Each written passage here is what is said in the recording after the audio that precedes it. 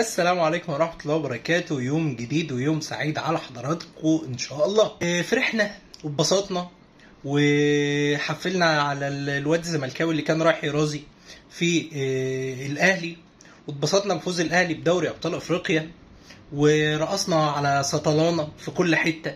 تمام، خلصنا كل ده بقى، يلا بينا على منتخب مصر نشوف الدنيا بتقول ايه.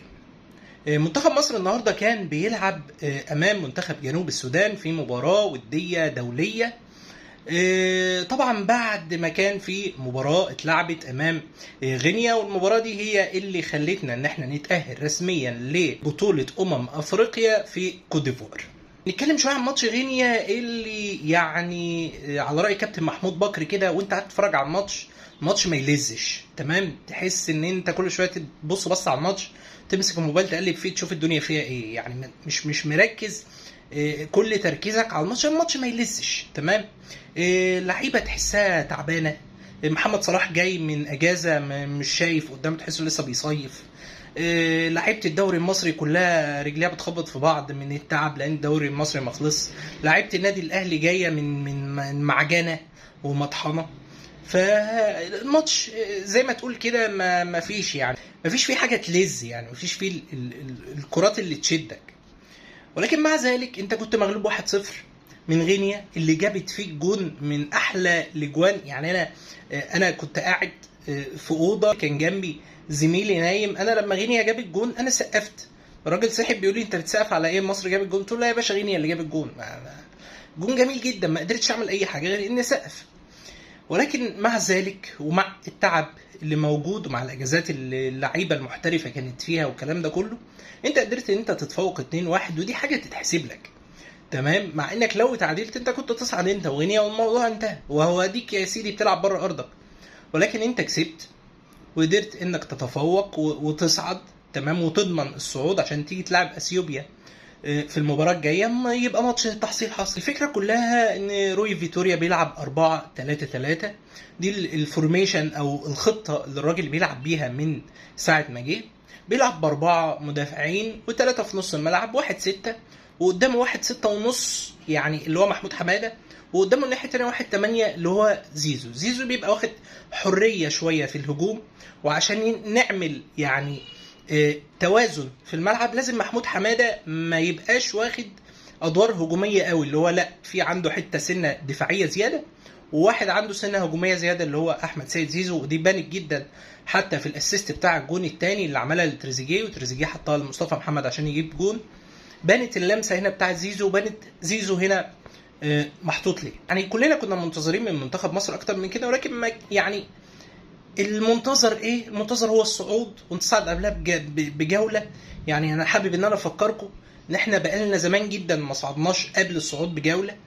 وكان حتى ايام المعلم حسن شحاته بنصعد بشق الانفس وماتشات واحنا صايمين في رمضان، واحمد حسن يجيب اجوان في اخر دقايق وبره عشان نصعد، ومواويل زرقاء عشان كنا نصعد، وكنا بنصعد ناخد البطوله. بس برضه انت كنت بتعاني عشان تصعد، لان انت دايما كلاعب مصري بتحتاج ان انت تقعد في تجمعات.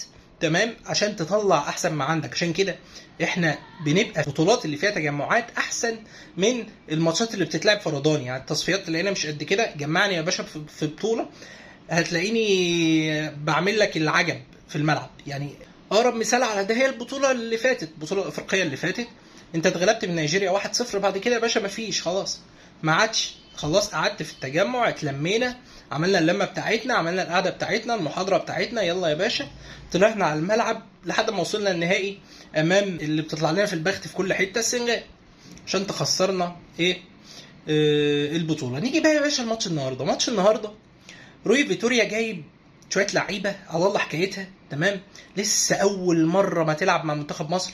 واحد زي بوبو اول مره يلعب منتخب، واحد زي هشام صلاح، عايز يبص على الناس دي. فهيجيب مين يلعبه يا باشا؟ لازم ما يجيب جنوب السودان. ليه؟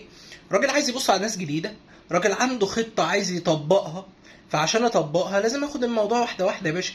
ان نفسنا نلعب ناس من التوب ليفل، ونفسنا نلعب فرق من التوب ليفل، ولكن مش هتيجي مره واحده كده. وانت لعبت اصلا من التوب ليفل، يعني لعبت بلجيكا وكسبت بلجيكا، بغض النظر عن ان المنتخب بيغير، يعني محتاج ان هو يغير جلده كله، ولكن انت لعبت بلجيكا وكسبتها.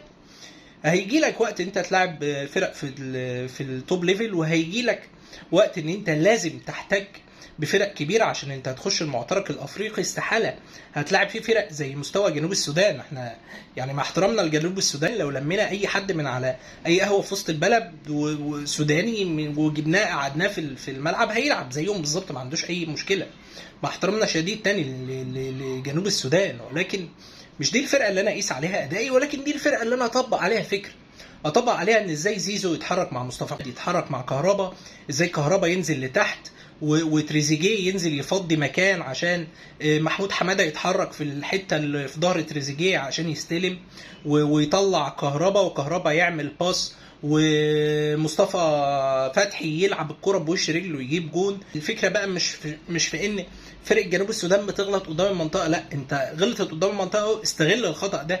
يعني زي ما احنا بنقول، لو احنا متابعين الماتشات اللي فاتت، ولو تابعنا ماتش بالذات جنوب افريقيا والمغرب، نفس اللقطه بتاع الجون كهربا دي اتكررت في الماتش ده، واللاعب بتاع جنوب افريقيا ما استغلهاش يا باشا، حطها في المدرجات. فالفكره كمان ان انت لما الخطا يتعمل قدامك انت تستغله. كهربا استغله وحط الهدف وخلص الماتش 3-0.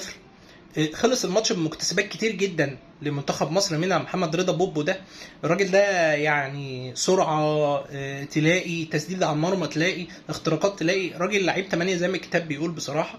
وده بالنسبه لي انا كاحمد ده البديل يعني الكويس جدا لحمدي فتحي، ان خلاص حمدي فتحي بيمشي من النادي الاهلي، فمحمد رضا بوبو ده لازم يجي يمين شمال بقى، لازم يجي يا جماعه النادي الاهلي. بصراحه يعني لعيب كويس جدا وعاجبني انا على المستوى الشخصي.